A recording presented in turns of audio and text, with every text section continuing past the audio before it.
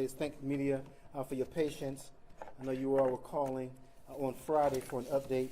It was important for us to conduct a thorough investigation. Anytime there's a vehicular pursuit involving Southfield officers, we need to take the time to review body cam video, also dash cam video, just to ensure that our policies and our procedures were followed. And I will tell you, in this case, our policies and procedures were followed by Southfield police officers. I do want to start off by acknowledging the victim, the individual who was struck by the fleeing suspect. The victim is still listed in critical condition, mainly because of some fractures that he suffered during the impact of the collision. I also want to thank the Detroit Police Department, particularly their fatal squad.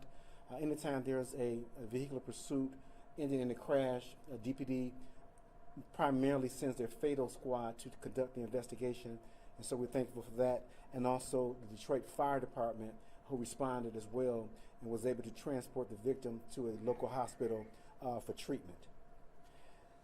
One thing I want to continue to point out, in Southeast Michigan, we continue to have a problem with individuals stealing cars and car parts, and certainly Southfield Police Department, as we partner with the Oakland County Sheriff's Office and other surrounding agencies, we're going to continue to combat these issues and bring these suspects into custody. On Friday, October 31st, at approximately 3:30 a.m., Southfield officers were on patrol in the area of 8 Mile and Northland Drive when they observed a 2021 orange Dodge Challenger with black racing stripes. The Dodge Challenger was reported stolen 30 minutes prior from Henry's Ford Hospital, the Southfield location, which is located at 16001 9 Mile Road. Southfield officers observed the stolen Challenger and attempted to initiate a traffic stop at westbound 8 Mile and Southfield Freeway. The stolen Challenger came to a partial stop and immediately accelerated at a high rate of speed away from our officers who were attempting to box him in. The suspect driver disregarded traffic control devices and failed to stop for officers who were in fully marked police vehicles equipped with audible lights and sirens. The driver, who we identified as 19-year-old Khalid Neal, resident of Warren, was wearing a dark-colored jacket with the hood pulled over his head. Neal was the lone occupant inside of the stolen Challenger. Neal continued to flee from Southfield officers at speeds greater than 100 miles per hour. Southfield officers pursued Neal into the city of Detroit, southbound on Lasher Road from 8 Mile. The pursuit was terminated at approximately 3:36 a.m. Southfield officers immediately turned off their emergency lights and sirens and decreased their speeds, and you'll see that in the video. However, the suspect continued fleeing.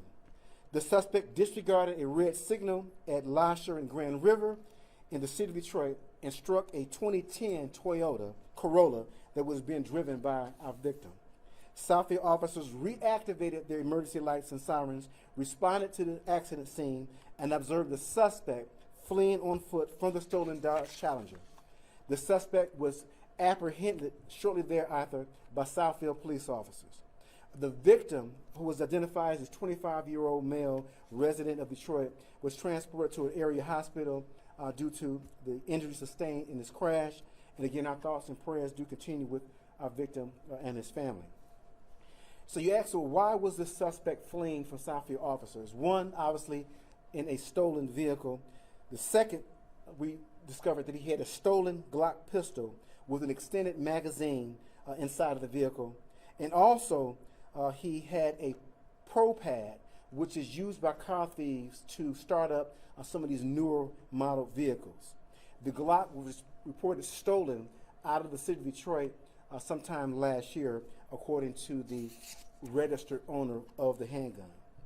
When you look at the suspect's history, there's no documented history. However, due to this investigation, then multiple police agencies have reached out because he's also a person of interest in crimes committed in their cities. And again, these are multiple agencies in Southeast Michigan. And I also want to point out, and I know when we have vehicular pursuits, whether they're terminated or not, the responsibility, who's the responsible? So the sole responsibility of this pursuit ending in an accident is the suspect driver. Our police officers acted according to our policies, our procedures, and again, you will see that play out in the vehicle. What I'm very fortunate is that we were able to apprehend the suspect immediately following the collision. That way, the victim and the victim's family will get the justice that they need and have somebody to be held accountable for his actions. So as a result of this investigation and collaboration with the Detroit Police Department, he will be receiving charges in 2 separate counties. There'll be charges coming from Wayne County and also Oakland County. I'll start with the Wayne County charges first. So the Wayne County prosecutor has charged Khalid Neal with count 1, fleeing, 2nd degree. Count 2, driving causing serious impairment of a body function. Count 3, failure to stop at the scene of an accident resulting in serious impairment or death. Count 4, stolen property, receiving and concealing motor vehicle. He received a $50,000 cash bond. His next court date in Wayne County will be November 4th at 9 a.m. Oakland County. The Oakland County prosecutor has authorized charges. We'll have him arraigned tomorrow morning.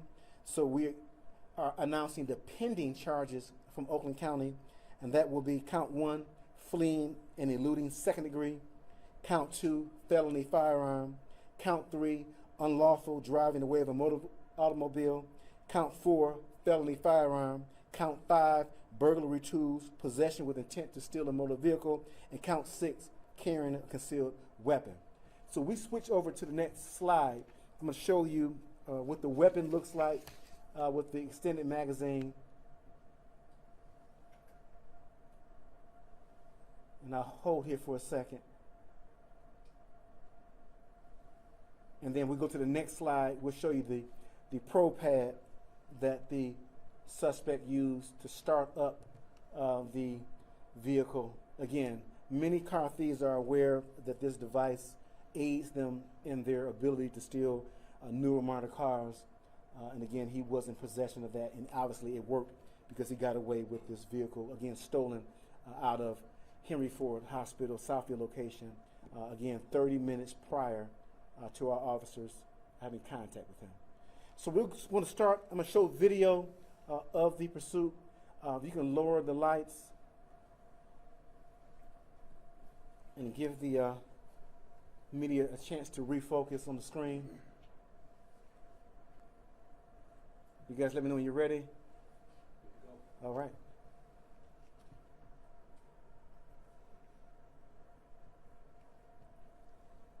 The beginning will not have audio. It'll kick in momentarily.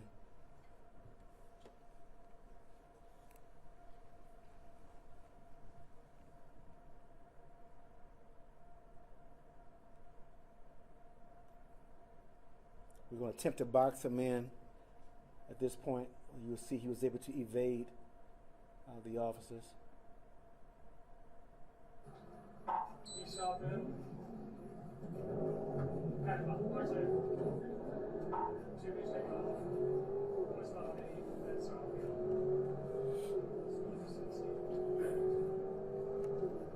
Priority traffic for American. Still westbound. Coming up to Greenfield. Speeds up 100. No traffic.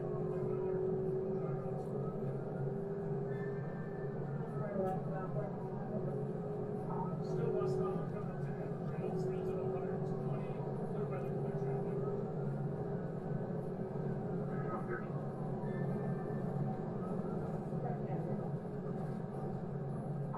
Through River Green.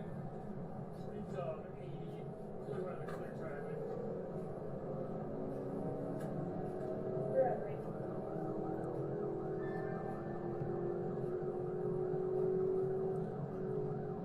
You won't be able to see the impact of the collision due to the officers decreasing their speed, but you will see the plume.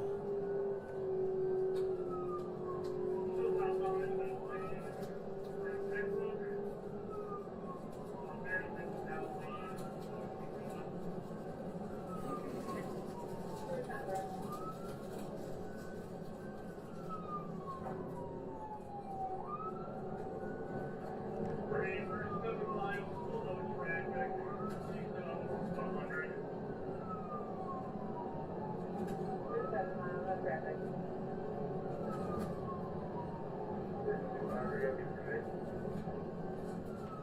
Sorry, please, ready. He just terminated. Slowed his car down.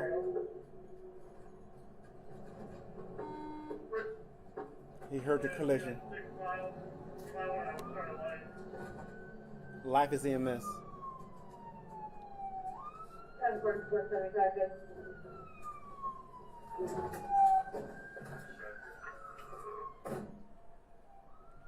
Radio, if you swing it southbound, it's going to be at Grand River. Still in the vehicle? He's still on foot. Number on foot. Southbound River. Radio, if you swing it southbound, it's going to be at Grand River. Still in the vehicle? He's still on foot. Number on foot. Southbound River. 32 for description we have. 6 radio, we want to talk to you right now. Okay, getting one in custody. This radio, good for you, is on your line, Detroit. It took out a vehicle. Haven't been able to check it out yet. They're getting ready to pull up with you.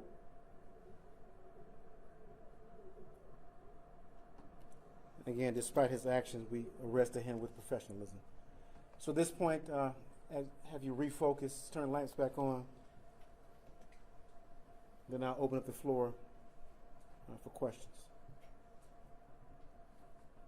Thank you. So were any shots fired? No shots were fired. And if you're referring to the gun, basically he had the gun in the vehicle. As a result of the collision, it ejected. After the collision, we were able to locate it. Can you speak to the condition of the victim? Yeah, again, listed in critical condition. Primarily what I've learned due to some fractures that he sustained, some lacerations to his face. Are they life-threatening? So they're non-life-threatening, what we're told. And again, we hope it remains in non-life-threatening. But we'll continue to check on him as the days proceed. How were you able to confirm that that was the actual gun, that was his gun? You said you found it in the street. How Right. do you know that was his gun? Yes, so due to the proximity of how the accident occurred and how it ejected, he was in very close proximity to the vehicle.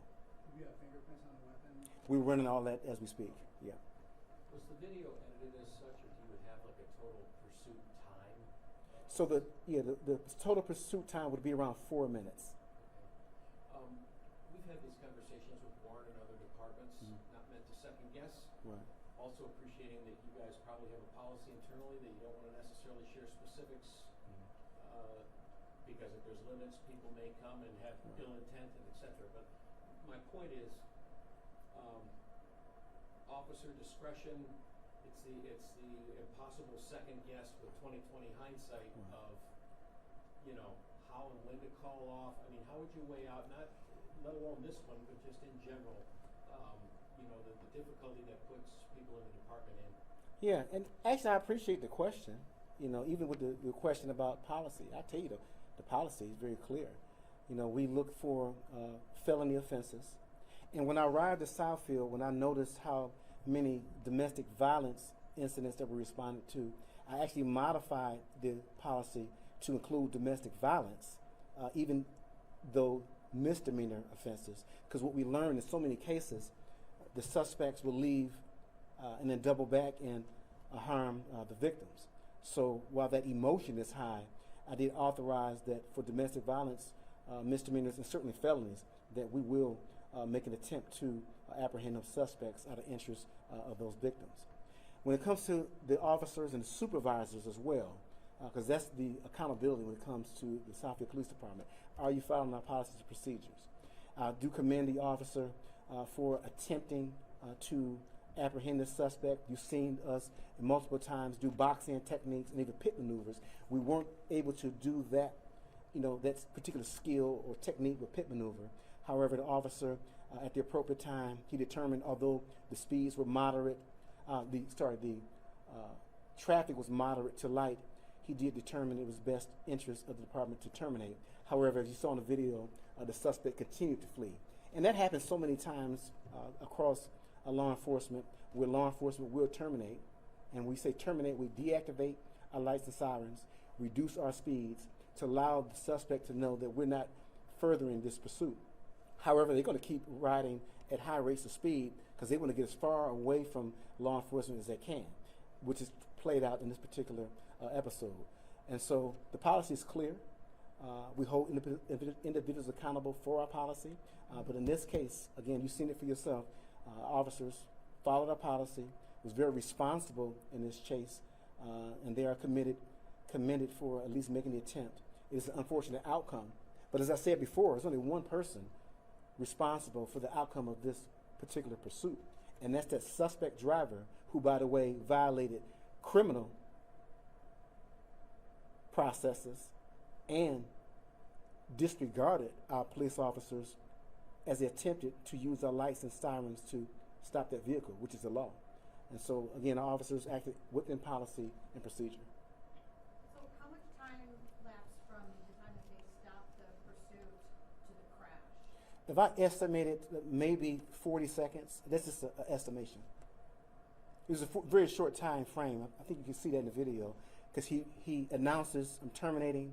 You see his speed reduce, and that's why we weren't able to capture the actual impact, because he did terminate pursuit, allow for that gap between suspect and police vehicle, but unfortunately, as I stated earlier, the suspect continued to flee and did disregard a traffic signal and did collide and T-bone our victim. This really sucks for the victim. Oh, absolutely. Innocent bystander. Yeah, innocent bystander. Hard time.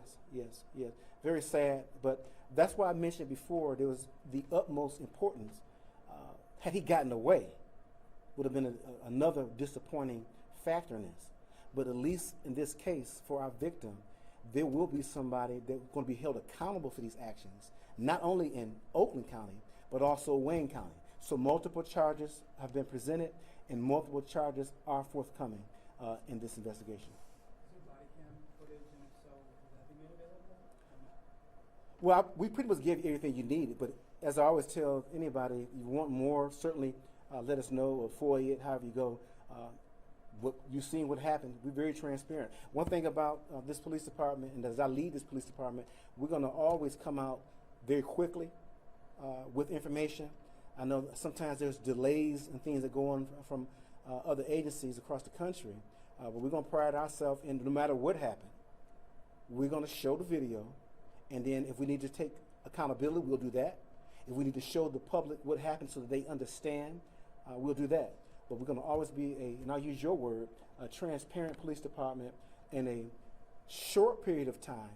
That way the public trust is never ruined by waiting long periods of time and then not showing exactly what transpired, as we've done here this afternoon.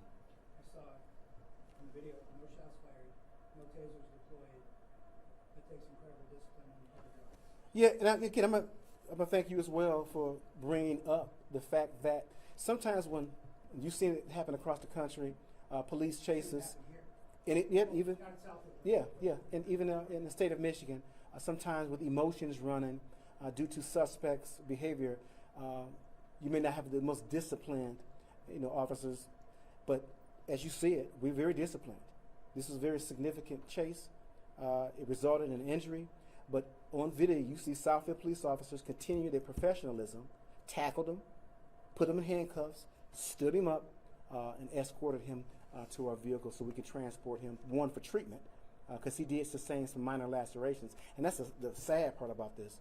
You have a 25-year-old male with significant injuries, and then a person who's responsible for this escapes with minor lacerations. And so, yes, I do feel the same way you feel as relates to this innocent person having serious injuries, while the suspect who caused this having minor lacerations. I have a couple more, if I may. If I heard right, speeds upwards of 120, so were officers at 100 miles an hour-ish also? Correct. And I don't mean to ask this as a second guess, Right. so I want to preface that. And I think it's important to say that. But I am curious if you're able to articulate, after 3 minutes, 4 minutes. At what point or what led in this instance the officer to decide to disengage? Was it because they entered another community, or is there some way you were able to articulate what the telltale was as to, we got to call this off? Yes, another great question. So the officers were understanding that now we've entered into a new city. You know, when you're in Southfield, you pretty much know where the person is going, but now he's going to an unknown at high rates of speed. So the officer made the decision, you know what, we made the best attempt that we could of apprehending him, but at this point we're going to disengage and terminate this pursuit. So it's just a judgment based on weather conditions, time of day, traffic, all these things come into play, and then that gut instinct that, you know what, I'm going to terminate this pursuit to have the community not necessarily be put in harm's way, but unfortunately, due to the suspect continuing to flee, it did collide with the innocent bystander. My last question goes back to kind of what you talked about. Right. So forgive the redundancy. But there may be some in the community at large that don't think police should do this at all. Others would disagree. Mhm. I guess what I'm asking you is for a comment in regard to, we're asking police to be perfect. Striking a balance between you want to pursue a suspect Right. like this so there's no recidivism, but yet the danger inherently involved in striking that balance, it's a tough ask. Yeah, we just have to be responsible. Certainly, we're not going to always be perfect, but we have to be responsible. When you look at the pursuits that occur, we're trying to apprehend wanted, dangerous felons. In this case, a person with an extended magazine who, as I mentioned before, has not only Southfield, but other communities in Southeast Michigan interested in this person as a person of interest. And then we have to really be responsible with that divide, as you mentioned. There are people who are very supportive of police, want suspects apprehended, so they'll support police actions as long as they're responsible. And then you have another side who will see a pursuit and then automatically blame the police for every outcome of that. So we're going to continue to pursue vehicles responsibly. We're going to use our pit maneuvers. We're going to continue to box suspects in, and then at the appropriate time, we will continue to terminate pursuits. But understand, imagine a world where police do not pursue suspects. You're talking about total anarchy. And so we're going to continue to set the tone. What I do know, because some of the suspects have reported to our detectives, that a lot of the individuals, particularly car thieves, know that if you come to Southfield, there will be a high probability that they are going to pursue you, and a very high probability that we're going to bring you to custody. And we've shown that. And this ain't the first police pursuit I've shown you. Certainly, they ended, in a better light by our pit maneuvers, our boxing men techniques, or either suspect hit a fence and did not harm an innocent bystander. But again, we will continue to pursue vehicles who commit crimes in the city of Southfield. We will do it responsibly. We'll follow our policies and our procedures, but we're going to set a tone that if you come into our city with a crime, there will be an attempt to bring you into custody. Just had a question about the car theft aspect of this. Are you guys seeing an increase in car thefts? And it also seems like young people, especially the teens, they have some type of obsession with these Dodge products. Right. Can you just talk a little bit about that? Yeah, so, Southeast Michigan, we're still battling car thieves. I think one of the local news outlets recently did a story at another city nearby where they talked about the car parts were stolen. And when you look at car thieves, they really try to target cities where there is a lot of apartments, in this case, a hospital, hotels, because these vehicles are really on display for these suspects to kind of pick out what vehicle they would like. And so that's the importance of understanding the technology. I mentioned that the car was reported stolen 30 minutes prior to us coming in contact with it. Well, to give you a little hint, some of our advanced technology led us to the location of where that vehicle was located. And so we're going to continue to partner like we have.